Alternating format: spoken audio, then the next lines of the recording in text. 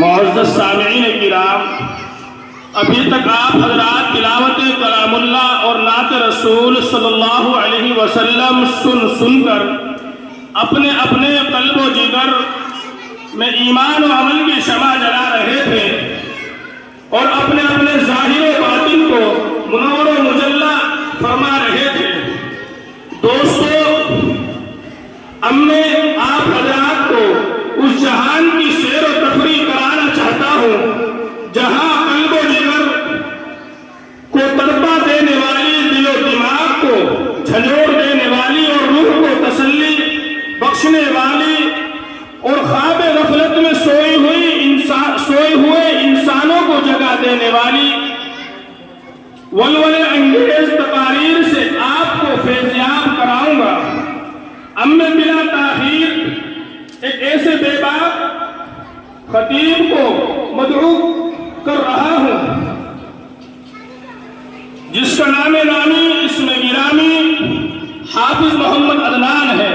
میں اس کو اس شعر کے ساتھ دعوت دیتا ہوں: خطابت وزن میں آئے تو پھر ہتھیار بن جائے، خطابت وزن میں آئے تو پھر ہتھیار بن جائے، کبھی نیزہ کبھی خنجر کبھی تلوار بن جائے، خطابت کی گلفشانی مسلم ہے زمانے پر، خطابت کی گلفشانی مسلم ہے زمانے پر، یہ نجاشی کے آگے کبھی جعفر تیار بن جائے۔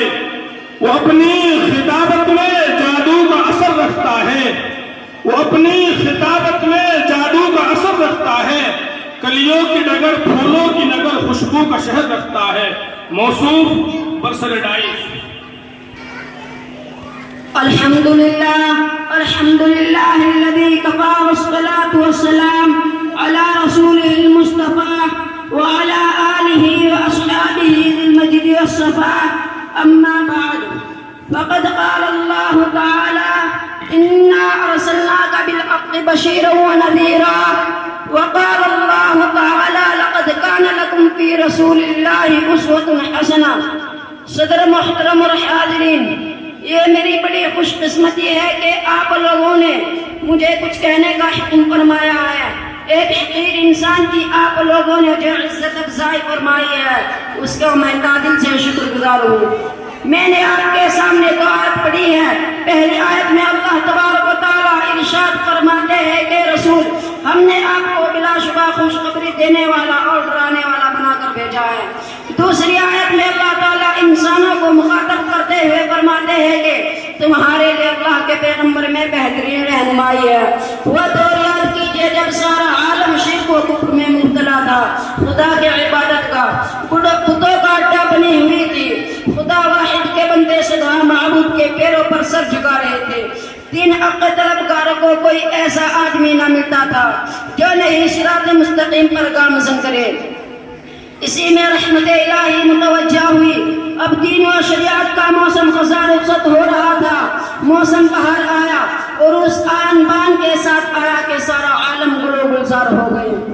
شریعت حق خوشبو چہار دنگ عالم میں پھیلنے لگی، یعنی پیغمبر آخر الزمان ہادی برحق فخر رسول سرور کائنات سرکار دو عالم جناب محمد رسول اللہ صلی اللہ علیہ وسلم ایک کامل اور مکمل شریعت لے کر اس دنیا میں تشریف لائی۔ اب دنیا والوں کے پاس ایک ایسی عظیم شخصیت آ گئی تھی جو حق و صداقت کا علم برداروں کو فوز آخرت کی بشارت دے رہی تھی اور ظلم و ستم شرک و کفر کے علم برداروں کو جہنم سے ڈرا رہی تھی۔ اب ایک ایسا انسان اس دنیا میں آ گیا تھا جو انسانی فکر میں ہوتے ہوئے بھی سراپا روشنی تھا، جو انسانوں کے ساتھ رہتا، شادی بیاہ کرتا، کھاتا اور پیتا، جگہوں میں سپہ سالاری، مسجدوں میں وعظ و تقریروں سے دلوں کے میل کو چیل صاف کرتا۔ اس کے باوجود وہ بیدار تھا، اس کے کردار کی طرف کسی کی انگلی بھی اور نہ اٹھ سکتی تھی۔ صراط مستقیم کے شیدائیوں کو اب ایک ایسا نمونہ مل گیا تھا، چنانچہ انہوں نے اس نمونے کو سامنے رکھ کر اپنی زندگی کا ڈھانچہ درست کر لیا۔ ہم اور آپ بھی اللہ سے دعا کریں کہ وہ ہمیں بھی اسی کے راستے پر چلائے۔ وآخر دعوانا ان الحمد للہ رب العالمین۔